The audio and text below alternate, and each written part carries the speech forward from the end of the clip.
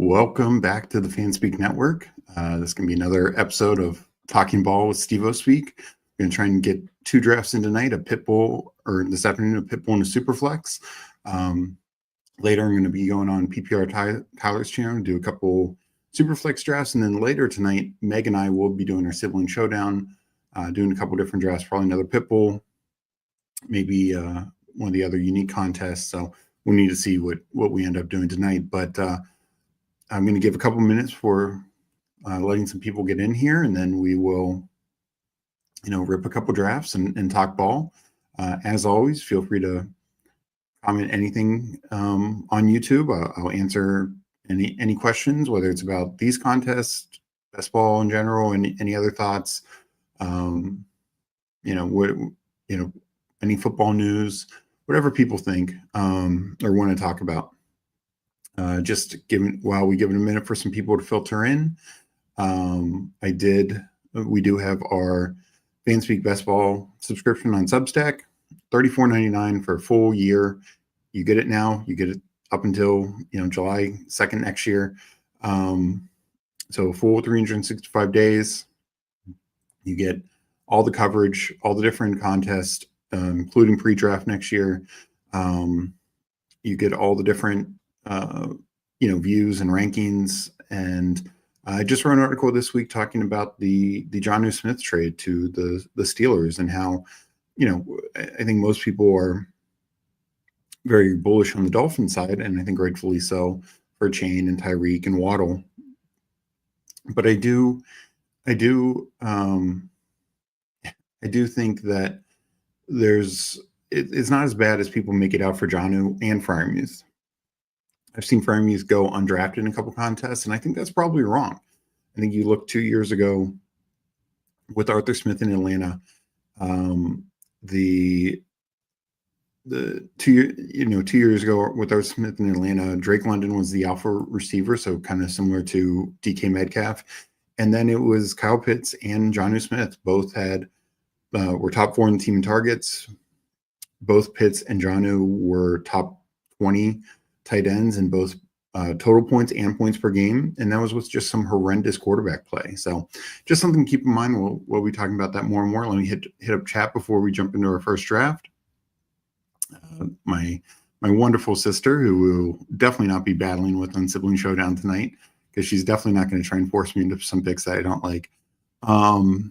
Mike Robb, our good friend in chat, Mike Robb, who, if you didn't see, he was on with Pete Overzet yesterday during Pete's show, talked about Fanspeak Jeopardy, and I think he inspired Pete to come away with the big, incredible performance yesterday. So shout out to Mike Robb. CD moving about ahead of JJ. Explain, please, why, sir? So to me, this is a splitting hairs thing. And I understand, with Pickens, there's less chance of CD just totally alphaing this situation. But at the end of the day, we saw Dak 2 years ago lead the league in touchdowns. And he's just, when Dak has been healthy, it doesn't matter who the coordinator is, who the coach is, Kellen Moore as a coordinator, Schottenheimer, who's now the coach. When Dak is healthy, Cowboys have been a top 5 offense with Dak and CD going back to 2020. And yeah, the health is a key, but I just think there's just this massive upside for him still. And look, JJ's in the similar, Justin Jefferson is in a similar situation. Obviously, Kevin O'Connell's offense has been incredible, but we are going to a more unknown with JJ McCarthy. They've really built up their offensive line, and they could have a really good running game with the Aaron Jones, Jordan Mason 1-2 punch. So for me, the factor is, and Addison might miss a couple games, but end of the day, they have Addison, Hawkinson. They drafted a 3rd round receiver who also mixing in with Jalen Naylor, who was fine last year. So for me, the Cowboys' lack of a running game right now kind of gives CD the edge. I think they're going to have to throw if they're going to win. And I also think the Cowboys' defense has really taken a step back these last 2 years, losing Dan Quinn, losing some other key starters. Obviously still Micah Parsons, but I think it's taken a step back, where the Vikings, on the other hand, their defense has just gotten better and better each of the last couple of years. So let me just hit up chat real quick, and we'll jump in the first draft. I'm going to start with the Pitbull, then we'll move to Superflex. Tim, rankings super helpful. Helped me out a lot. Thank you. Thank you very much, Tim. Appreciate it. Andrew was on last night with his show Lineup Legends with Sean Mitchell. Excuse me. I was out last night, so I had to catch the show later, but it was a great show, great drafts with Andrew. And Mike Robb is an absolute legend. Yep. No question. Don't make me draft Kyle Lock tonight. We'll be just fine. We'll see. We might have to. Got to work. Yeah, maybe I do need to go to the green screen. I'm probably getting a new computer and just worry about my computer at times. But JT Bestball in the chat. Always good to see JT. He has his own show, typically doing late nights with JT Bestball. I jumped in a couple drafts the other night with him. Had a lot of fun. Tim, it's good to have Spike Week players, but you need to have proven guys like Lockett and Thielen. They're going to produce. Yeah, I mean, I think having balance really helps. Thank you very much. And look, this is something that I easily could go back and forth. I do think it's splitting hairs between these two, but right now that's just my lean. And if for some reason, like, and if we're talking total points, you know, some of it will also determine like how do the other Vikings receivers look. You know, are they making the next steps? I mean, I think Jordan Addison and George Pickens are very similar. So that's why, to me, they're roughly the same threats. And as much as I like Ferguson, I do think he's behind Hawkinson. Yeah, absolutely. And no, and it does depend on the contest. But I think the point is you don't want all spike. You want some guys, and those guys who can be safe could be early guys. Like if you're taking a JJ or a Lamb, some of these early picks have high floors also. So then you can just sprinkle in spike week guys. So I'm gonna jump into my first draft. It's gonna be a Pitbull, and jump in from my phone. Just, you know, I've gotten the location issue less and less, but always annoying on stream, and I feel like that's when I will get it. So I'm going to be jumping in a Pitbull. I have 3 of these to go. 20-second Pitbull. I'm going to count it down starting now. 5, 4, 3, 2, 1, enter.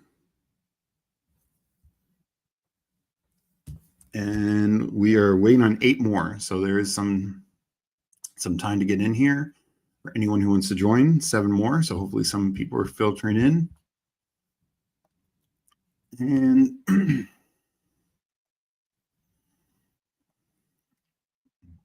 I will get back to chat. Paul, I will leave you all the Lockett that you want. My new favorite last round pick is Josh Reynolds. You know, and this is the thing. Reynolds was one of my late sleepers last year with the Broncos. Obviously, it didn't work. You know, whatever it is, Reynolds, when he's with Goff, he does well. When he's not, it's not so great. But we'll see. You know, the Jets have a major question mark at wide receiver behind Garrett Wilson. Is there enough volume there for somebody to step up? If so, I think Reynolds is a fair option for that. You know, I mean, Corley did nothing as a rookie. The rookie they got this year is incredibly fast, but also extremely raw. I would not expect major things from him. And Lazard has his own limitations, and of course no longer has Rodgers in the mix.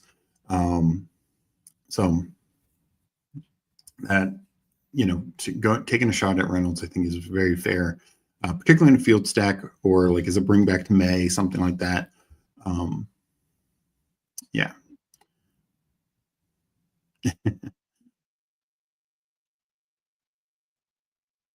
And as Meg said, no, you know, I think Restrepo, I think you look at what Brian Callahan, the Titans coach, coming from Zach Taylor's offense, you know, I think they want to replicate this. And Restrepo could be like the Tyler Boyd. And Tyler Boyd had a lot of very usable weeks in years with the Bengals. And just his knowledge with Ward, I think, is a very fair last round pick. Now, I do that more in like 8 wide receiver builds, or if I'm doing only 7, my first 6, I feel so confident about, have no question marks.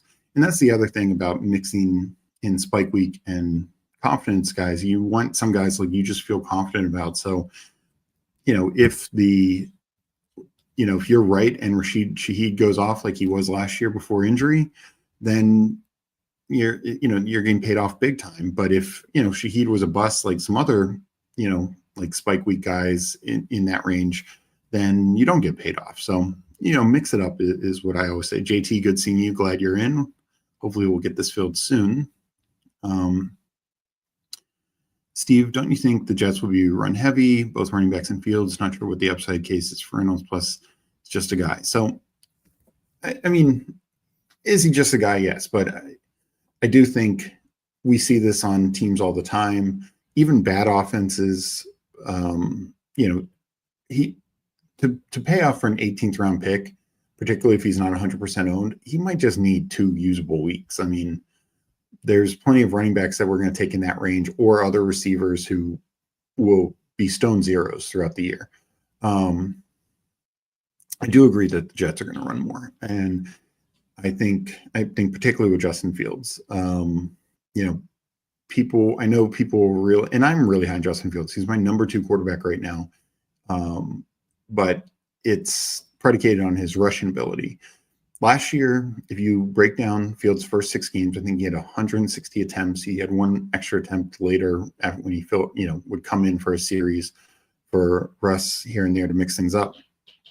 I believe he had 160 attempts. If that was only 26.4 pass attempts per game, if you extrapolate that over 17 games, that's like in the 450s in terms of passing attempts. Russell Wilson, on the other hand, if you took his 11 games and extrapolated that through 17, the Steelers would have had like 520 passing attempts in that ballpark. So that's a pretty sizable gap. I mean, we're talking about 70 passing attempts, roughly like four per game, and that adds up. And I just think that's something to keep in mind. And last year was like the most passing attempts per game Justin Fields, I think, has ever had. So just something to really keep in mind. And that's why guys like Reynolds, the upside is limited, but can he have 600 yards? He's a big guy. Can he get like 4 to 5 touchdowns? I mean, just pointing to guys like Nick Westbrook-Akeen last year in the Titans, like, some of it was because Hopkins got traded. But he became the number 2 and had spike weeks for that reason. Could Reynolds do that? Yeah. But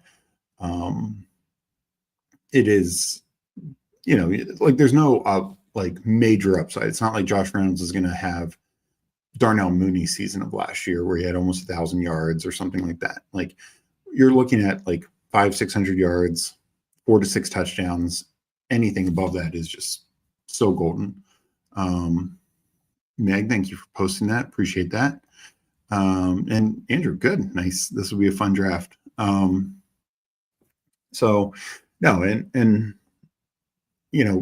think these say bad receivers or questionable receivers on bad or questionable teams, like they can pay off. Like look at Darius Slayton. Last year, he had 500. He missed a couple games, still had 500 plus yards, only like 2 touchdowns because the Giants were just so awful. But in previous years, he had 700 touchdowns, 700 yards, 4 to 6 touchdowns, just because he's out there. And Tolbert, similar sort of thing. You just go down the board. I mean, for as bad as the Patriots wide receivers were last year, if you drafted Kayshon Boutte, you would have had a couple usable weeks. And this is the thing. I mean, I would probably add in if they add even a Gabe Davis, I think it would make it thin for Reynolds, or Amari Cooper, same thing. I don't know if they're going to do that. I don't know if those players want to go do that because it's not like it's going to help them. So we did start. We got JT at the 1. Paul is in the 4. Wiles is in the 5. FK Cooler's in the 6. This is going to be a fun one. I'm in the 8.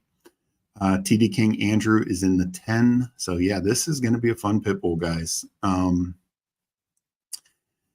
So no, but yeah, I don't think they're going to sign anyone. So yeah, I think Reynolds is fair enough, but I also wouldn't go overboard. But I think I've drafted Reynolds like one time so far. I will definitely have a couple shots. We'll take a few shots on Malik Washington. He's got to replace Tyreek if he's not healthy. I think Washington and NWI both should be, drafted sometimes, like particularly into a stacks, stuff like that. Again, right types of build are important for these types of players, but it is concentrated offense. I don't expect Darren Waller to just come in and be the Darren Waller of 4 years ago. So, yep, yeah, JT, you took my 1-1 luck. So good luck. Hope it pays off for you. And yeah, absolutely friends and family draft. I'm up in 1 pick, so I should probably make that pick. I will take Christian McCaffrey pretty easily. Would have loved the Gibbs fall, obviously, but especially for a contest like this, 10 max, really good advance rates. If Christian McCaffrey's healthy, obviously he's RB1 upside and could just be massive down the stretch.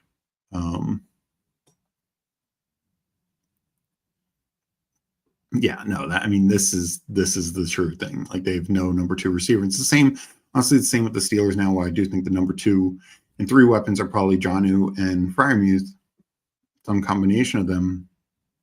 Calvin Austin or Roman Wilson, whoever ends up being the number 2, or if they end up signing somebody, will have enough usable weeks to probably pay off an 18th round pick. And last year, for instance, with Washington, it was kind of split. Like, you had Terry McLaurin, you had Zach Ertz, Eckler was getting plenty out of the backfield. But due to injury, it ended up being split between Noah and De'Ami Brown. Noah Brown had multiple, and Zacchaeus got kind of in the mix there also. But it wasn't going to be an offense that was going to support a lot of guys. But whoever was kind of like the number 2 due to injury paid off and had, combined,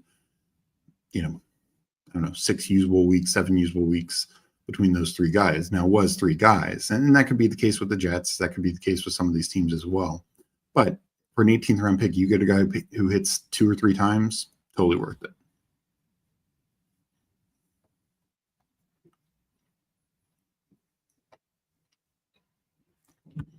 So I was hoping for a chain to come back. That would have been fun, but we will take Drake London here. And yeah, I like that start. So let's see what we got here. FK pulled up Puka, which is obviously a very fair pull up. I've done that at times also. But that push for running backs, Gibbs down to 7. It's a tough thing. Like, I think all these first rounders, the final couple of picks, like we saw Andrew gets Amon-Ra, who now is pretty much locked in the first round most times, but he gets him to fall back. There is just this uncertain pocket. The Josh Jacobs pull-up is the most surprising thing so far. Rasheed Rice continuing to get pulled up. But, the Jacobs thing, it also is a way to, people question it sometimes, but I don't mind that. Like, when people talk about flipping the board, I'd rather do it in the second round than the first round. And that's a way to get a unique combo. Like, you're not getting Brian Thomas, Josh Jacobs if you're drafting, kind of solely by ADP.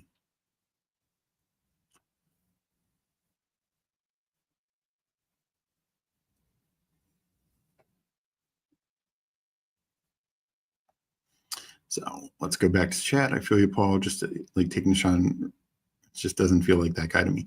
Yeah, I get from the upside thing. He definitely doesn't have as upside as, like MVS, but I think he's got a better chance. MVS could be easily the 3.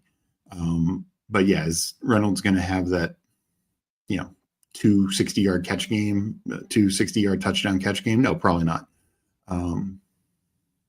And Paul answers exactly. Like, somebody different than MVS 2-2, etc.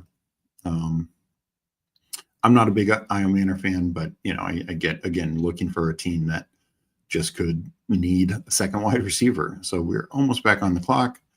Wiles is up now, takes Chase Brown.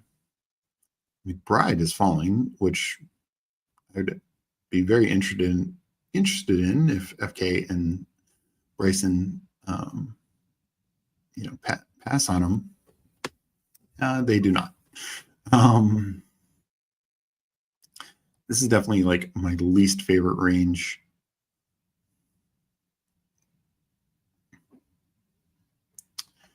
I would just take Josh Allen.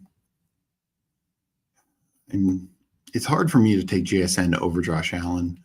I like JSN a lot. I just don't know if he's got a big touchdown upside, to really pay off. Yes, targets, yards are key and helpful, receptions from those targets, but you need, ideally, I want guys who have 10 touchdown upside.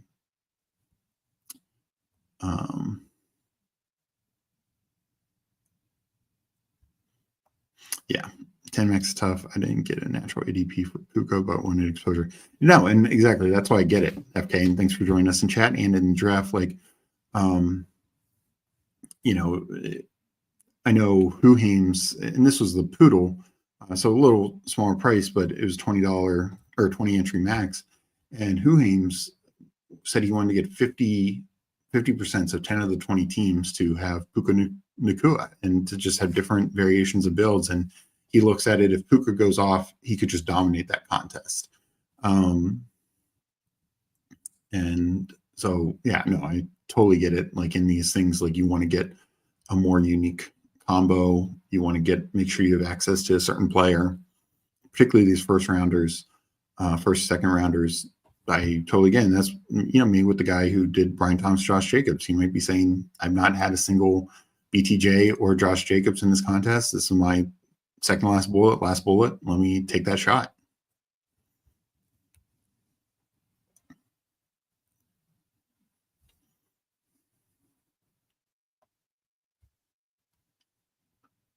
So coming up, we'll see what Ghost does.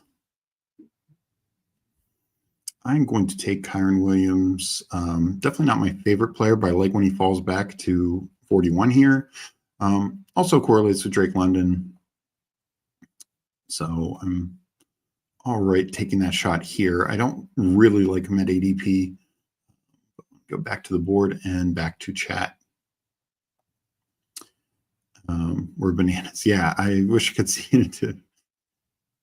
And here's the thing, there were a lot of those last year. I mean, look at somebody like Jawan Jennings, Alec Pierce. These guys weren't even drafted most of the time. And Pierce from the jump was just ahead of Adonai Mitchell and, led the team in yards despite not having anywhere near the targets.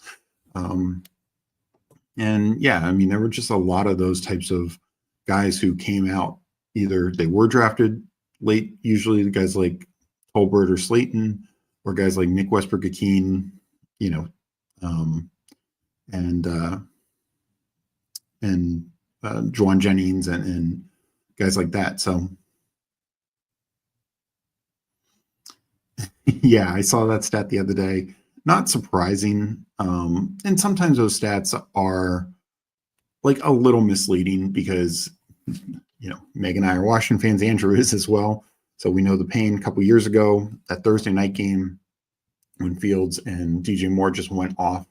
Washington easily could have gotten to 21 points. I can't remember what they ended up with. Maybe 17 points, 19 points, something like that.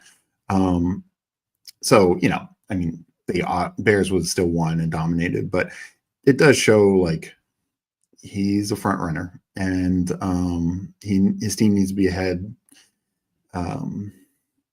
Yeah, so it's not great. It's definitely not great. It also is weird because it means like he's not producing in shootouts. So it's definitely weird. Hopefully it's more of a sample error than anything. And this is one of the things where he's definitely a much better fantasy quarterback than real life quarterback.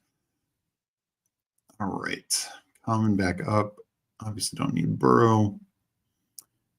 I'm going to I'm going to go Alvin Kamara. He's definitely my favorite of these three. I have him ranked 50th. And, McCaffrey, Kyron, Kamara, Drake London, Josh Allen. We will catch up at receiver. When they launch the next contest, next puppy or Schnauzer, I definitely want to do some drafts where I really focus on different zero RB builds. Don't necessarily want to do that in this Pitbull because, again, advancing is so important. And I don't think you advance nearly as much with that. JT, are you out? Always Allen over Lamar. Start taking Lamar over Allen myself. Definitely wouldn't say I'm always. I probably have that lean, because you usually do have the choice between Allen or Lamar there. So I will typically take Allen. But I think it's such a coin flip between these two guys. I think so much. The one thing with Allen is, they didn't ban the tush push. He's going to get more rushing touchdowns. In fact, he'll probably get more rushing touchdowns multiplied by not just 2, but 3. And, especially with Henry there, they are not running Lamar anywhere near the goal line. Maybe he'll scramble for some, but that is not going to be any design runs. Talked a little bit about it earlier. We will take a shot on Jordan Addison. Love the late year upside. And I think they have a fantastic playoff schedule. So if this team gets to the playoffs, I really like what that upside can be. Puka is just so tough. We feel like we got ceiling already, and now as Adams in the room, feel like his ADP is too rich. So yeah, and Puka to me is interesting. Of all the receivers taken in the first 2 rounds, and Higgins now typically going in that range is a number 2, but he's the only one of these number 1s that, and not counting injury, but the only one of these number 1s that has, let's say, a more than 20% chance of being unseated by his number 2, that being Devontae Adams. Like, I don't think, for as good as Higgins is, I don't think he's unseating Chase outside of injury. I don't think Addison's unseating JJ, Pickens, Lamb, etc. BTJ, I think, talked about on Candyman's stream last night. I think I put it at a 15-20% chance with Travis Hunter, just because there's just sky high upside there, and that can be a different debate and discussion later. But London is not getting unseated by Mooney, McConkey not by QJ or Trey Harris, AJ Brown maybe a 5% chance Devonta Smith, just because it's close enough. But if they're healthy, it should be AJ Brown. The thing with Puka is he's never been good in the red zone, and Adams is great in the red zone. So Puka could still lead the team in targets, catches, though Adams is going to make, I think, a hell of a case for those areas as well. But Adams could just dominate touchdowns. It could be like 12-6. And at that point, like, that's a lot of catches and yards you need to make up for to be your team's wide receiver 1. Now, at the same token, I think Puka is just such a great fit for this offense. He's such a great fit with Stafford. Now that he has Adams there, his life gets easier. And also, I've talked about before, I think, the Rams, last year, people forget, not only did Puka and Kupp miss a lot of time, but their offensive line. They were 1 point down, 4 offensive line starters, 3 for a pretty sizable portion. And so I think they could just throw the ball a lot more, especially when you have Puka and Adams. So if touchdowns are close, I think Puka can be the number 1. If Adams just dominates touchdowns, then you have a chance of him being unseated. Is kind of the way I look at it. So I want Puka exposure, and I'm going to have a decent amount, but I like Golden more than Shakir, and there are other build stacks later, but I do want a share of Shakir. You look at his, he missed a game last year, 100 targets, 76 catches, 821 yards, 4 touchdowns. Josh Allen threw the lowest number of touchdowns, I believe, in his career, or at least definitely percentage-wise, I'm pretty sure. And that could easily go up. Not that I necessarily think he's going to go up to 40. And this is back to the Allen-Lamar debate. Lamar played at an MVP level these last 2 years, and I still think he's going to be very good. But if Allen had the rushing touchdowns already over Lamar, but his passing touchdowns went down. If Lamar's passing touchdowns go, because they throw so little, Lamar's passing touchdown percentage was just, one of those off the charts type seasons.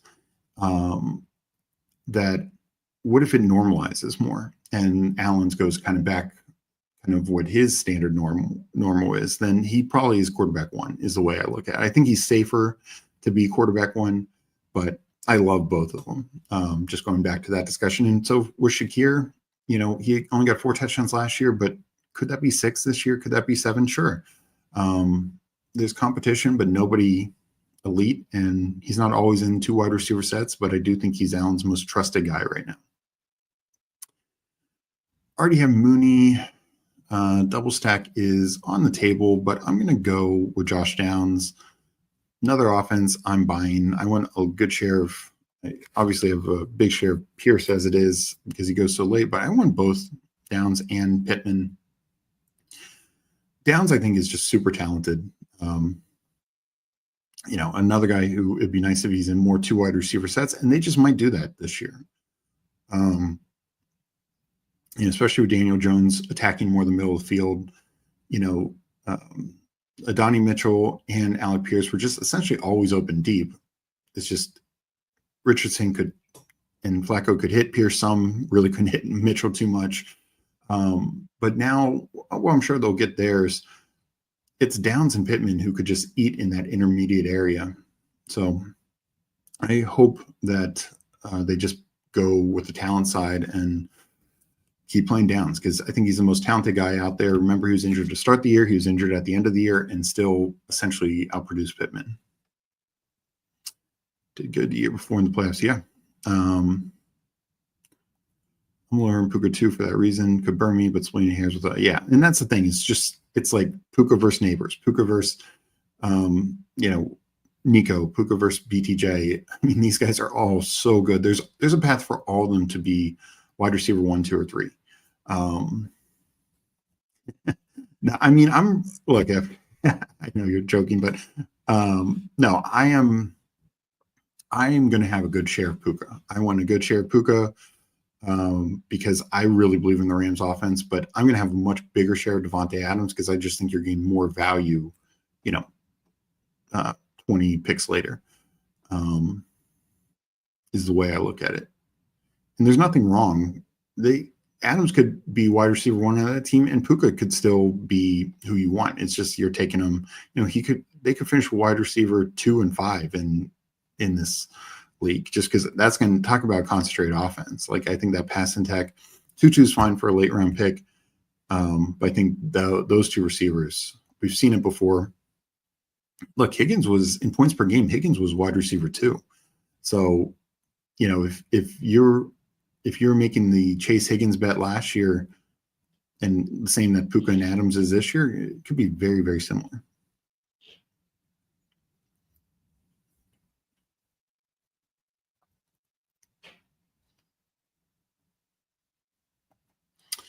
So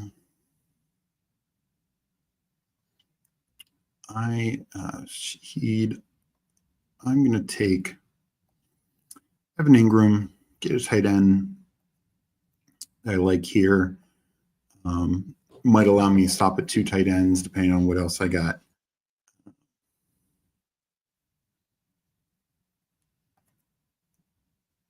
Yeah, Shakir is very efficient. And,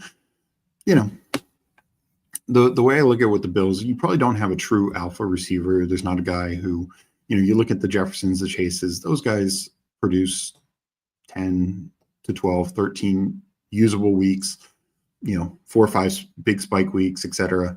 Guys like Shakir are much more like Zay Flowers, who produce maybe 6 or 7 usable weeks and 1 or 2 spike weeks. I know Shakir didn't have a single 20-point game, but I mean, he had the targets. It takes 1 more touchdown to be the 20-point game that Flowers had. They had very similar stats overall. Also has Evans at Yeah. Yeah, I didn't notice that at the time. I'll look at that after I make this pick. Yeah, the other reason I took Ingram was, Bo Nix came back, that would have been a value. I would have taken him there. Doesn't come back, but I'm fine still to pick in general.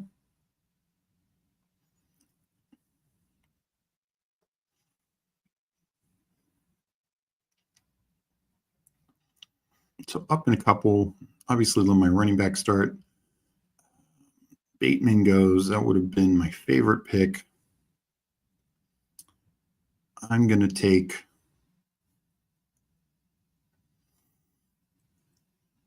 I'm going to take Ramondre Stevenson. Little ahead of ADP, but as much as I like Travion Henderson, I do think Ramondre, it's probably going to be a split backfield. I think Ramondre could have more of the touchdown work. I want some exposure to these types of guys. I'm probably going to be, Tyron Tracy, for as much my Scadby love, I'll probably be around 4%. Zach Charbonnet, 5 to 6%. Don't want to go overboard in those types of guys. They have upside if a role more opens up for them. But I think Ramondre probably has a safer, usable week floor than those guys. I think he'll probably have more like 10 to 15 point type games. Yeah, no, when Downs was out there last year, he was absolutely the first target, particularly in the Flacco games. And in part of that because there were just more targets in the Flacco game, so your share could go up much higher compared to Anthony Richardson throwing the ball under 20 times in some games. And no, this is fair. Like Puka, look, he's only been in the league 2 years because, and he's definitely benefited by Cup missing time as well. But the Rams' touchdown rate in the red zone, passing touchdown rate in the red zone has been pretty low. I think it's in part of that. I mean, we're talking a 5th round rookie, Puka Nacua, a banged up Cooper Cup. Well, now you have in last year, banged up Puka. Now you have, Puka is 3rd year in the league. We know who he is. Devontae Adams, just one of the GOATs. And the other reason why I think the Rams could just really dominate it this year. So, the thing with these rookies coming up, like Burden and Kyle Williams, I know like the camp reports Kyle Williams isn't starting. Okay, I'm just not going to overly get concerned right now. I'm going to probably just make this a 2 tight end build. Go Warren and Ingram.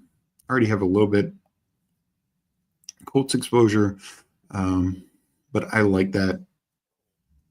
I didn't feel like pulling anything up. Hollywood, I take some, but I'll probably make this an 8 wide receiver team is kind of how I'm feeling right now.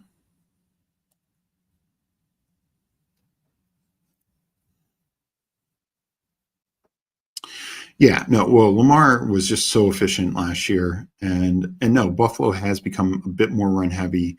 It's just historically, Allen has shown that he can throw the ball 600 plus times. Like Lamar, is that ever going to happen in the offense? I don't know. And both teams is because of also like breakaway runs from the running back. James Cook and Derrick Henry, I think, were 2 and 3 behind.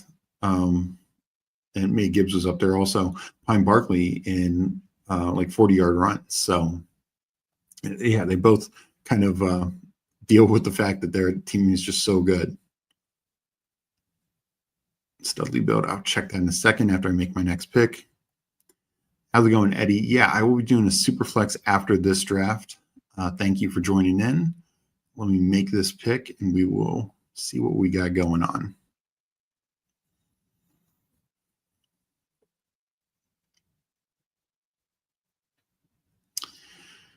I just don't think he'll come back to me. So I'm going to take Michael Penix here. Like I said, I'm fine with Hollywood, but my running back room's fine. Not taking the tight end. Let me just get my second quarterback. Might still do 3, depending on how this goes. And let me bring up the board. Let's see this. I guess it's the Mr. Sir, Justin Jefferson, Bucky, Tyreek, Jameson Williams, Jalen Hurts, Chris Olave, Caleb Johnson, TJ Hawkinson. Yeah, no, this is a strong team. I mean, I'm right now very low in Javonte Williams, but other than that, like I would make all those clicks in that range and gain some value, like Olave falling. Always feels good when Hurts comes back to the fifth. So yeah, he really got some value and some upside plays for sure.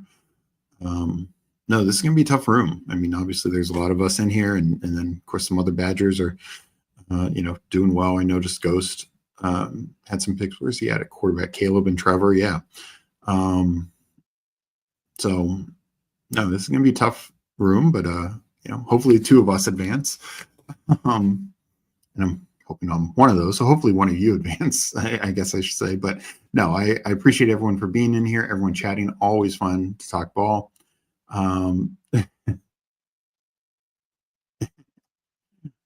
Yeah, I will show the board more. I know.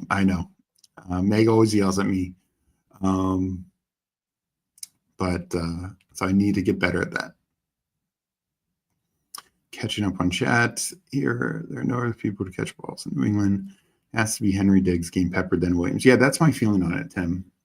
Like, I think Kyle Williams, even if early on, like he's behind Kayshon Boutte or even Jalen Polk, I just think his ultimate talent and upside is going to be there. And we see this all the time with rookie receivers, especially non-first round rookies.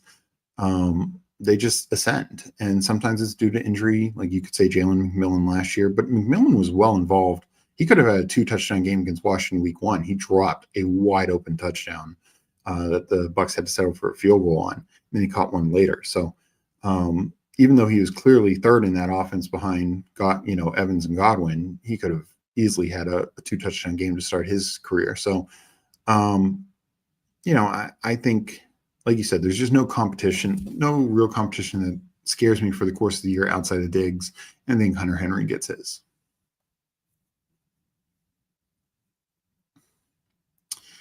So receiver, I will, because I have Allen, I'm going to double up and I'm planning on taking at least 8 receivers. I'll double up and take Palmer here. Take 2 shots at it. Get as many spike weeks and usable weeks from the Bills as possible. Diggs, Henry, big time safety. And I don't even know if Kyle Williams is a slot receiver who runs deep routes. He did. I think he could do both, but I think he was definitely more of a deep ball receiver in college. And yeah, that's the thing. There's just not competition that I'm worried about. No, and there's a reason why, he was a 4th or 5th year senior, went to the Senior Bowl, played at a couple schools. Obviously, had Cam Ward for a year at Washington State. I think he's pretty NFL ready. He looked really good at the Senior Bowl, great at the Combine. So, yeah, I think he's ready. Eddie, awesome. Sounds good. I will, after this draft, I will let you know. Who Hames, good seeing you. I know you finished the Superflex last night, I think you said. So I still have, I think, 6 more to go. I'm going to rip one here after I'm done with this draft. This is a Pitbull. And, so my guy Thielen goes. But there's still other options for me to keep building up my receivers. I know Kyle Pitts is there. I already have 2 tight ends, but I just cannot take Kyle Pitts. I'm going to be so low on him over it all. I will go Romeo Doubs here. I think he probably kind of settles into more the third receiving option or third receiver option on this team. I do think Tucker Kraft is pretty good as well. Gentle reminder. That's one word for it. No, we lose some EV, but yeah, exactly, JT. Always fun to be in these stream drafts.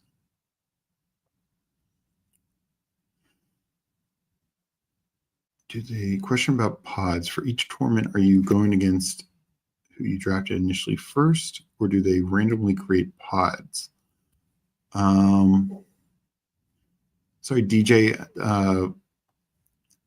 are you, I'm not sure, are you talking about like the eliminator or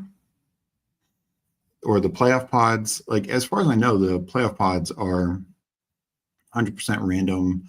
I don't think it matters time of year or anything like that. I think they say, like if you max enter the BBM or the puppy or even this, like let's say you get 4 teams through, you're not going to play yourself, until the finals.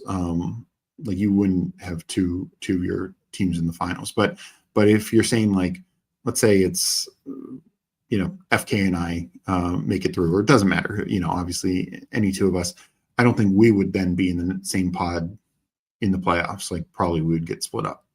Now I might meet another one of FK's teams in the second round, but I think that's what you're saying. But just if I didn't get that answer that right, please clarify.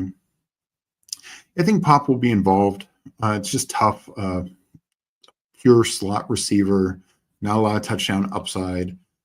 Could easily end up being like the 4th option on this team, maybe even 5th when you count in Travion Henderson in terms of passing involvement. Probably will give you a couple usable weeks, and I've taken him a couple times late in May stacks, but I'm really not taking him outside of the May stack.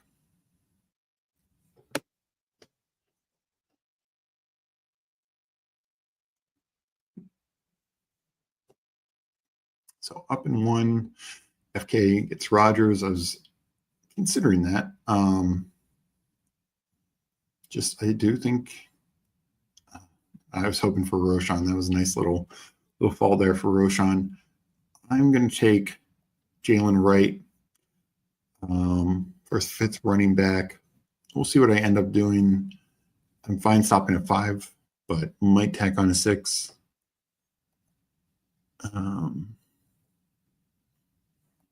Okay, yeah, good. Glad it got answered.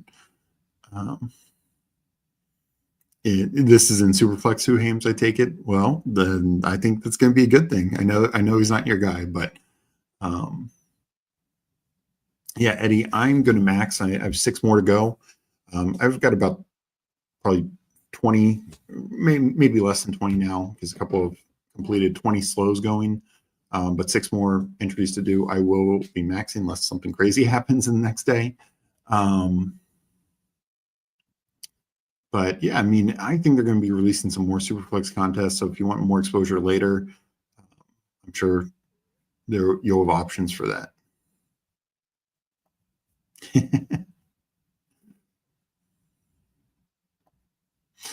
Appreciate that, Eddie.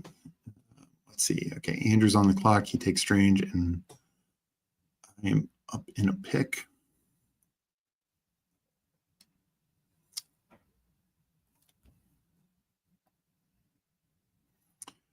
I'm going to pull up Daniel Jones. I am ranked a little higher, and not sure why it's not letting me draft him. Hopefully he takes. Okay, there he does. I have 2 Colts, and I think 3 quarterbacks helps you advance and gives me another out, particularly another with some rushing upside in the playoffs. Also, in case like Penix just isn't the guy, like he really struggles this year, something like that. He also has his own deep injury history, so maybe I could have gotten him to come back to me either. I don't think JT's taking him, but this Oskizi with only 1 quarterback, I think was probably eyeing him up. But appreciate you, Eddie. Yeah, we will be ripping another draft soon. Kyler, so I didn't want to have a major. No, I get it, and I think people mock the bye week stuff, but it's true. Like you don't want to take a 0.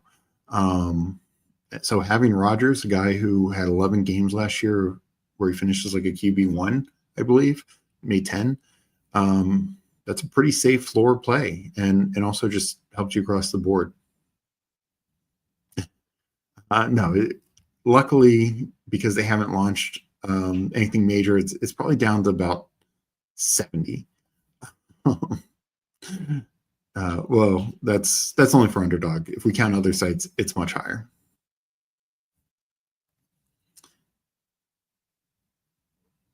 No, I get it, Eddie. You got to go where what you like.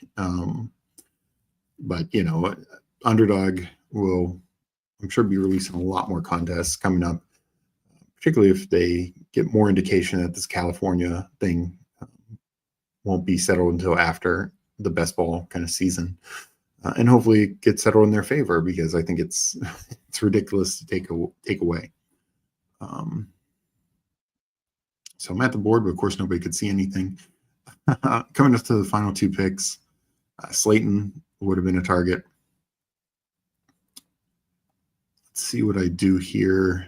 I think these last two picks are going to be receiver. Feel pretty good about the running backs, obviously.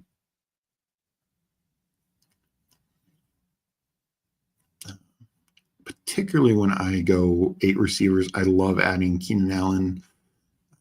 Is there a risk? Yes. But it's also, and I know it's not the, like in a BBM, you make the case, oh, well, if he signs, he'll go up to the 14th, 13th round, whatever. Yeah, everyone's gained him at the same ADP, but he also could just be such a difference maker. We saw last year with the Bears, in some metrics, he was the best receiver. I think in targets per route run or something like that. And I think he had plenty of spike weeks each of the last 2 years, despite his advanced age. I think he could still produce, especially a lot more than most of the guys down here.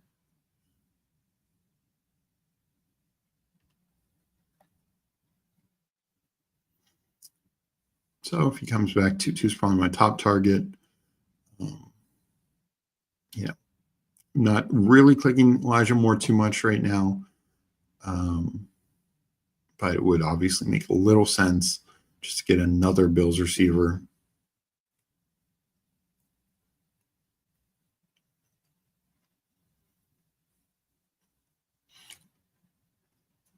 I like Andrew going Kyle Monangai there.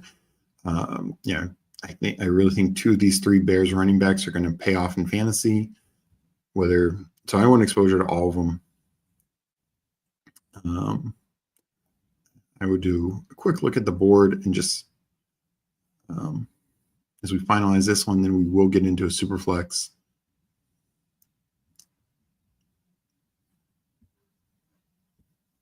I want to be like Steve when I grow up. Well, thank you, Andrew. Yeah, no, Tim, I think Superflex is a lot of fun. And, I think some people, I know DJ has this comment here, like, would be filled by now. So just enter a couple slows. Yeah.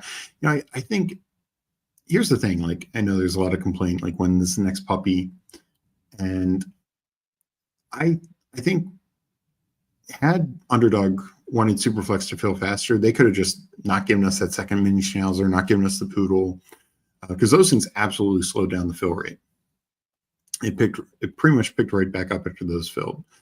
But I'm glad they didn't. I'm glad they're giving multiple. I hope they treat Superflex kind of like they treat the Eliminator and weekly winners and these other contests. Like the Eliminator has, actually less entries than Superflex and is at a fairly, a $10 or under price point. It being $10, and it's been out for a month longer than Superflex, and it was not, of course, anywhere near filling. I don't think you should fill the Eliminator now. I would wait on many of my entries till later, but it's just people knocking that, taking so. And I know that's not what DJ Quill was doing, but knocking that it's taking so long for Superflex to fill. I actually think they're probably really happy with it because they view it as a different vehicle, similar to Eliminator, similar to Marathon, Sprint, weekly winners. And so they got to be pretty happy because there's more. It did finish up. So I will be getting us into another draft soon. I don't have a lot of extra time, because I'm going to be on PPR Tyler's stream at 4 p.m. Eastern, 3 p.m. Central. So I'll be getting us in another draft soon. But just to finish my point here,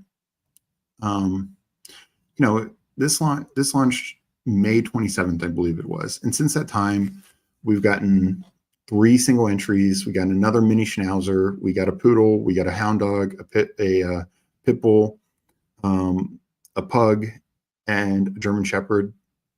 And I think that's it. But that's a lot of regular contests. So I agree with the point. Like, I think they should keep popping out regular contests. But, 225,000 entries, that's 30 more thousand than the eliminator. And it's going to fill in 42 days, whatever it ends up being.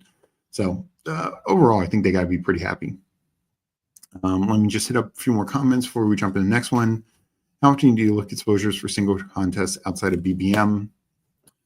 I do.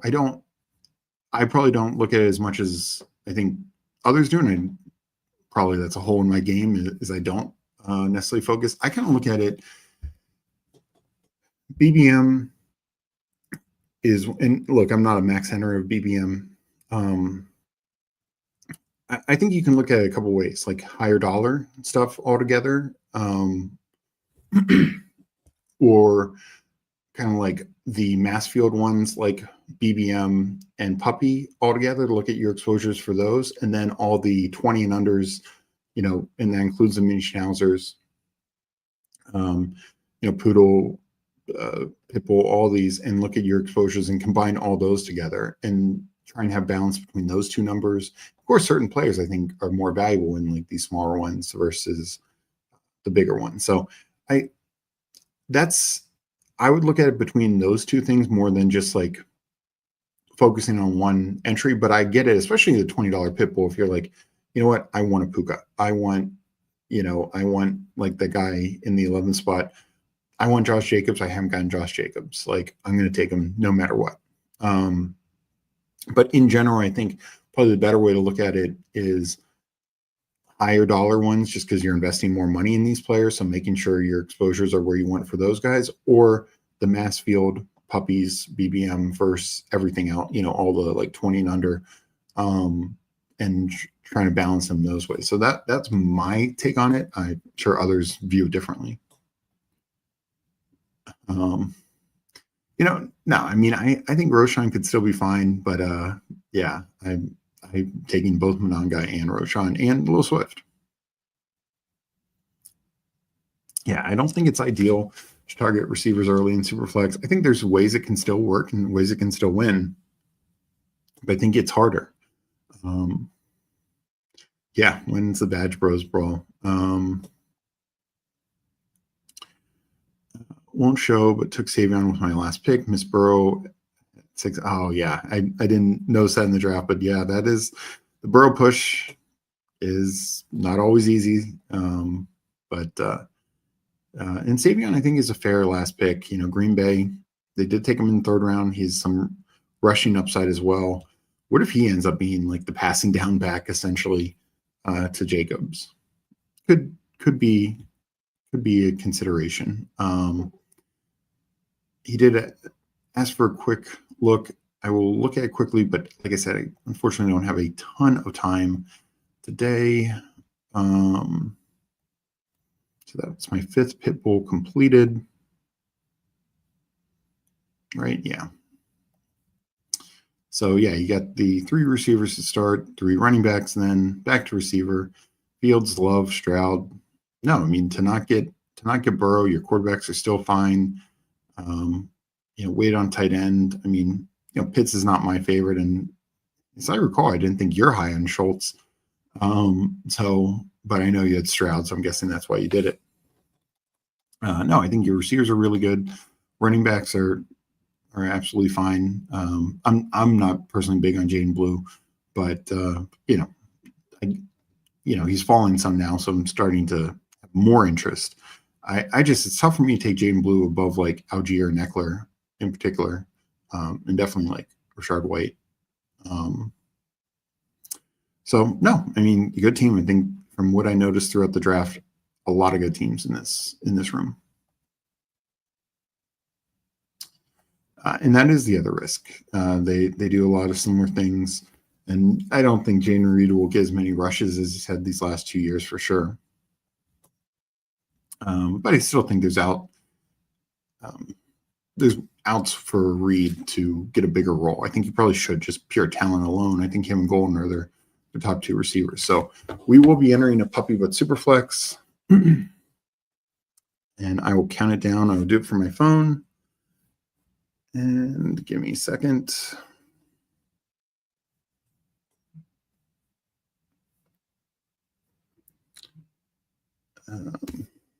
Okay. Puppy but Superflex. I will count it down. 20 seconds, obviously. Counting down now. 5, 4, 3, 2, 1. Enter.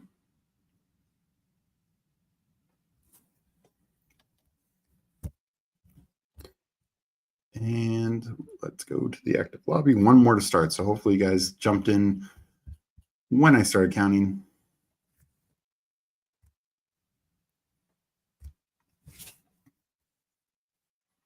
I'm sorry if there's going to be some people in an overflow draft. Oh, now I need to find it in amongst all my slows. But Superflex. Here we go. So, man, I got a 7th pick. I'm not getting the luck that I usually get. Let's see if we got anyone in here. And again, sorry for anyone not getting a chance to come in. Oh, doesn't look like anyone made it. So sorry about that if we weren't able to get anyone in.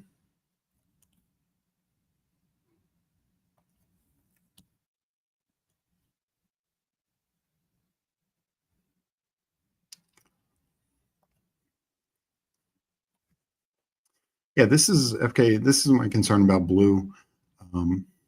He never took on a major workload at Texas, despite injuries both years that he was there to running backs ahead of him. He has fumbling issues, his size limitations. I think he's fast as anything, can be a okay receiver of the backfield, but I just don't think he's going to be great. Maybe better in a full PPR format, but I do question it a fair bit. I want some exposure just because, again, there's outs, which is how bad that running back room is. Like, he just might be superior to Javonte and Miles Sanders. But overall, I'm going to have a very low number on him. Sorry about that, Eddie. Yeah, it looks like I was about the last one in this room. And just to keep in mind, I mean, probably most people know it, but on these streams, it's 8 to 10 second delay. So usually I try and count slow also. So when I start counting, that's probably when you should be entering in. But yeah, it's tough. It happens to all of us, just not getting in there. This room, quarterbacks go 1 through 5. Then Chase. I have more Barkley than Bijan. So I'll take Bijan here.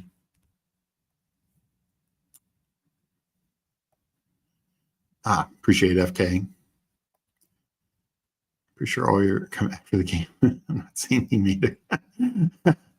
Yeah.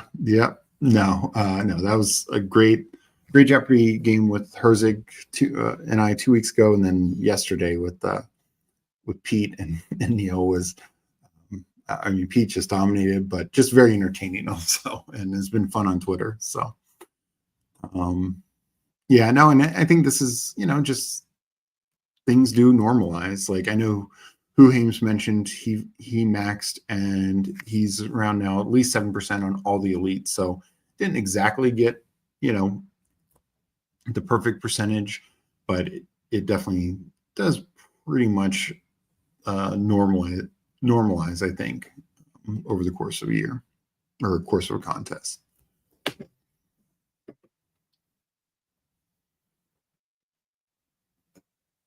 So just going back to what I was saying earlier, I do think, and I hope going forward, Underdog does, it probably would have slowed down the Superflex puppy even more, but if they'd released the puppy too, I think that's how they should approach it. Like Superflex is its own thing. We'll keep releasing contests for it. Do Superflex Poodle, Superflex Hound Dog.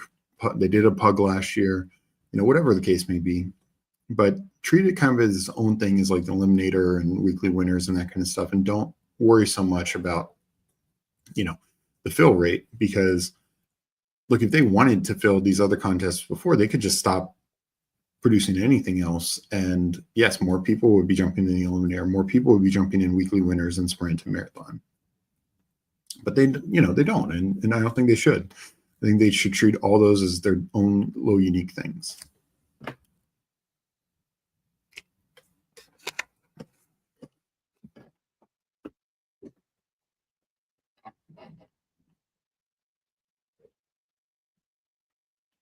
So coming up here, see a big pull up for Dak. That leaves me with Kyler. I will take Kyler. Don't completely hate the Dak pull up, but it is me.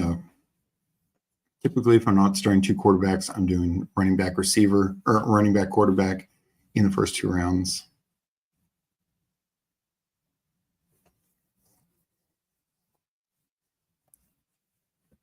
It was the final day of US Open. Was cool that Spawn won. Yeah, no, that was great. That was so much fun being there. Went to the US Open. Meg went on Friday with my dad and I, and then my cousin and I went on Sunday for the finals. Outside of the hour and a half rain delay and just being soaked, it was great. It was so much fun, and yes, got to see an awesome final. So after Jeopardy, I think contest between you and your sister should happen, but you answer questions about each other's draft percentages, contest entry amounts, and random stuff about your life. That would be interesting, to say the least. Yeah, well, I think we will be doing some other fun things for sure. Yeah, but I don't know if Meg would want to do that. So this, the drafter in the one spot does go the three quarterbacks: Allen, Purdy, Goff. 3 different buys, 3 really good quarterbacks. Usually in that situation, I'd probably pull up May over Goff and even Purdy. I'd probably do Allen, May, Caleb, or Allen, May, Goff. But yeah, I am up in 1. We will go Justin Herbert here. I do like Jonathan Taylor quite a bit in this. But his ADP goes lower. I don't know why. I honestly don't. Running backs, I think, should be going ahead of these types of receivers. It's just not needed. The receiver depth is enough that I think you can wait. Yeah, Tommy Fleetwood. There were a few guys. It was rough down the stretch. This being a brotherhood, good seeing you. Appreciate the dot. Hope you're doing well. I know you've been dealing with some things, but hopefully you're enjoying drafting and doing well.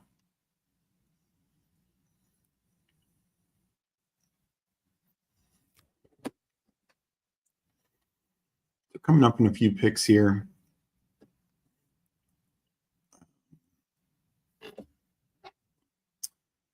Definitely a lot of guys I like. If I don't go quarterback, but likely you're just going to take one of these 2 quarterbacks. Yep, we'll get one of them. Penix to pair with Bijan would be my preference, but happily we'll take either one. Okay, did not get that, but I will take CJ Stroud. Of course, anytime, man. So, the other thing I've heard is stacking in Superflex. It's still important, but it is, I mentioned this on the last show, it's definitely less important to me. I want my build to be the best possible. And that's winning the quarterback battle, winning the Superflex battle, which is a second quarterback, and then winning the running backs and flex. If I can get stacking receivers and tight ends on top of that, and sometimes the running backs, like it would have been there with Bijan, then great. If not, I'm not going to weaken my team too much to ensure like they're taking Marvin Harrison just doesn't make sense. Or McBride, McBride went, 3 picks after me. Like, I just don't think tight end has enough value that the stacking portion of it pays off.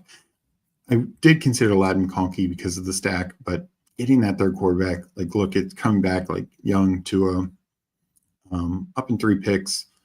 There is going to be a quarterback here, and I might go 4 quarterbacks to start. We'll see what comes back to me, but it's just a very strong way to dominate those 2 positions. Yes, 2 are always going to be sitting out, but I think I'm going to go for it, and especially when there are 4 different buys. I also need some more Cam Ward. Just haven't gotten a lot of them. Usually I will take like Rodgers above him. So I don't mind it.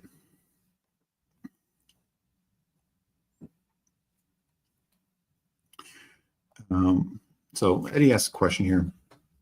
I mixed up big time in Superflex. Do you know what builds or lineups won this in the past? Would love to see the build. So Eddie, I did 85 Superflex teams last year, and in the various contests, and had 29 advanced to the playoffs. I went in and I wrote an article talking about different breakdowns for my teams, my playoff teams, and I ended up with 3 in the finals. Didn't win anything significant in the finals, but that was more just my guys just didn't go off, sort of thing. After this pick, I will answer that a little bit more.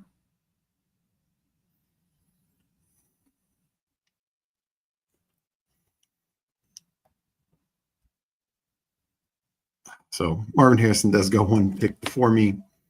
I will take my second receiver here. My first receiver here in Devontae Adams. Not part of a stack.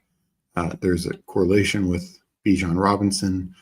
But I just love Devontae Adams, as we talked about earlier in the show.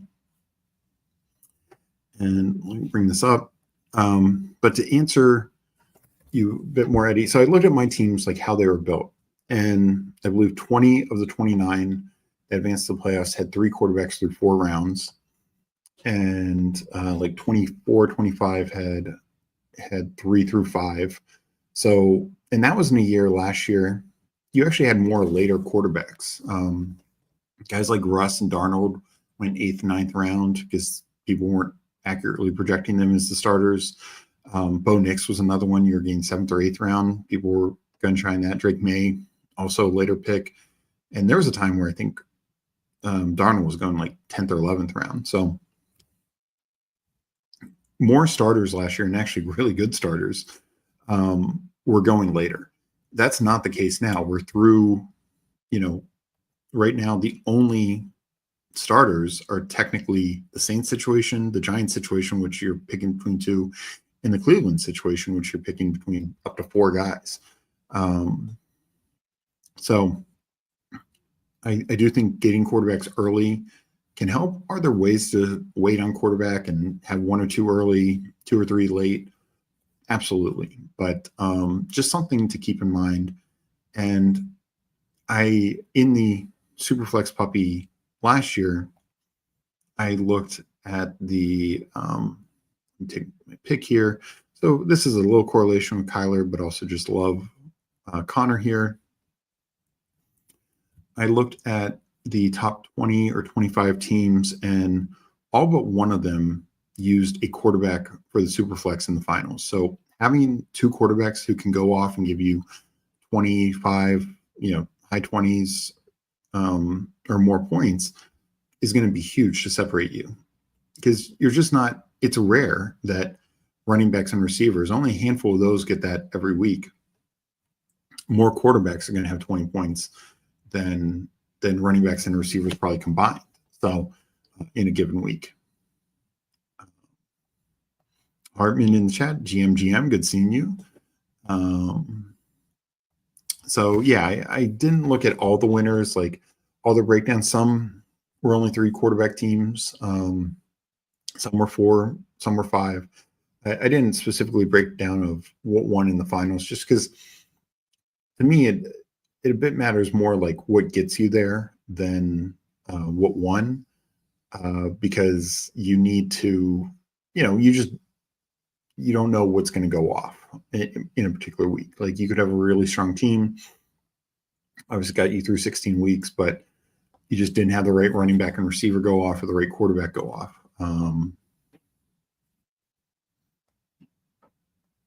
I'm going to go back to the running back well and take Judkins here. I like getting a third running back. Adams, I'm fine as being my anchor, and we will add to receiver shortly. I get 2 quarterbacks right away, or quarterback and loaded running backs, wide receiver. Yeah. So to me, if you can get 3 starting quarterbacks, whichever way it ends up being, that's the ideal. And the other thing that you can do, I've written about this before on our Substack, is also you can handcuff your quarterbacks, particularly ones like if you have Jaden Daniels, you want the Washington offense. And the last thing you want is your team to get sunk, whether it's during the playoffs or even during the season, because Jaden Daniels misses 3 games. When he suffered that rib injury in the Carolina game, he missed the rest of that game. Actually, Marcus Mariota came in and had 19 fantasy points that game, so a very usable week. But that easily could have been an injury where Daniels misses the next 3 games just out of abundance of precaution. He was in a lot of pain playing through, he had a rib protector and all that kind of stuff. So, that's the kind of sliding doors, and you could prevent yourself if you take Mariota in the 20th round, just as an insurance policy. Not every backup is a great insurance policy, but that's the other thing I've talked about is,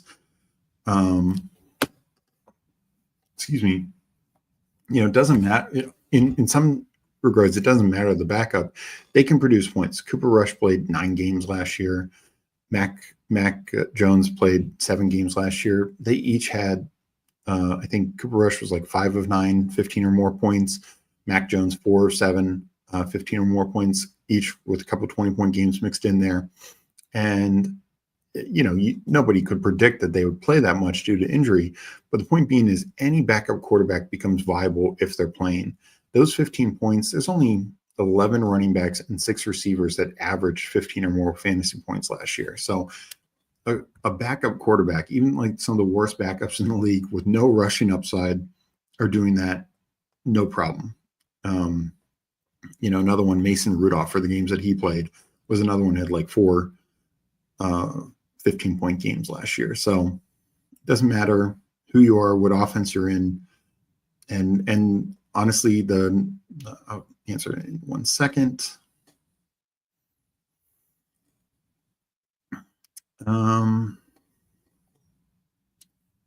Let's see here. I'll get a piece of the Washington offense. Deebo Samuel, not worrying. There's no stack, no major correlation there, but definitely don't have enough Deebo. So I don't mind taking a shot on him here, especially when I only start two receivers.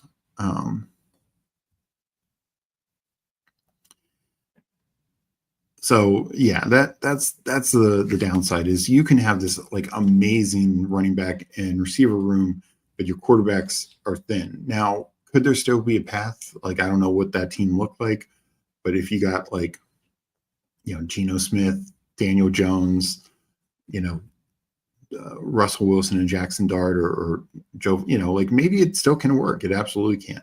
I look at it though, I spent all this capital on 4 quarterbacks for my first 5 picks, and I still have Bijan Robinson, James Conner, Quinshon Judkins, Devontae Adams, Jordan Addison, Deebo Samuel. I mean, Robinson's a first-round talent, and obviously took him in the first round and Adams is now going closer and closer to the 2-3 turn. So I'm still getting these talents, and Connor and Addison kind of go in the same range, and then Judkins and Samuel, kind of in that same range. So I still am not the deepest or greatest team, but I think it's more than capable of producing. And so a little bit more in 1 second, just kind of looking what's out there. I'll take my guy Cam Scadaboo here. Give me another fourth potential starting running back. And I'll go to the board so people can watch that. But so it's one of those things like, let me see if I can find a team who didn't invest a ton. Quarterbacks were pretty invested across the board early on in this draft. Okay, so this like Shoal Street or whatever. Yes, Chase, Genty, Jacobs, Mike Evans. That's an awesome start, no question. And I'm probably behind him at running back and receiver. But I also think, and he's got Tyler Shuck, and he's got 3 starting quarterbacks. But I'm probably way ahead of him at quarterback and Superflex. So is that going to be enough? For my take, then this is why I don't prioritize tight end too much early, is because I want to keep hitting receivers and running backs in this range because I want depth to make up for the strength. He went with those tight ends, and I think honestly that could be one of the things that separates. Overall, I'm not a Brandon Ayuk fan. Overall, I mean, his team's good. Like there's a path for it to win. There's a path for it to be successful, to get out of this pod 100%. But I think it's a little thinner because if I'm going to win the quarterback and Superflex positions over him, that's probably a lot of points that he has to make up on.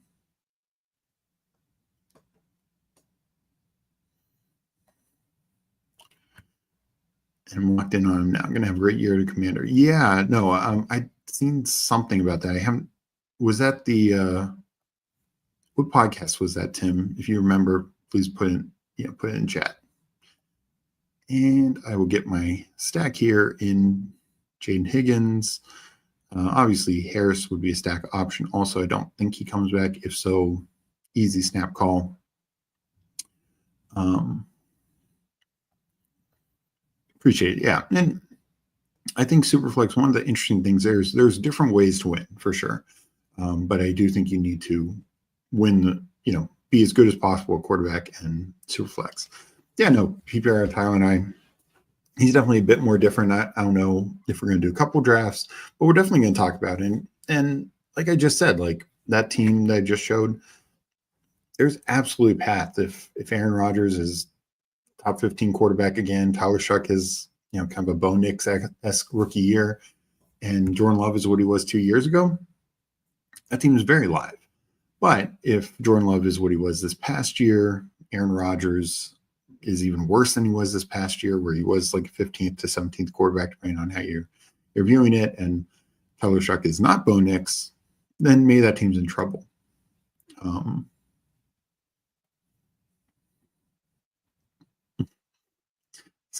Frame jersey poster. I appreciate it, Mike. Yeah, I do need to figure something out.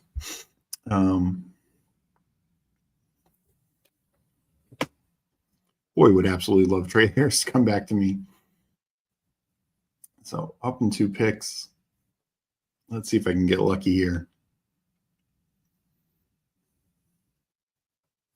Wow. Very happy with that. Get some stacks with my guys.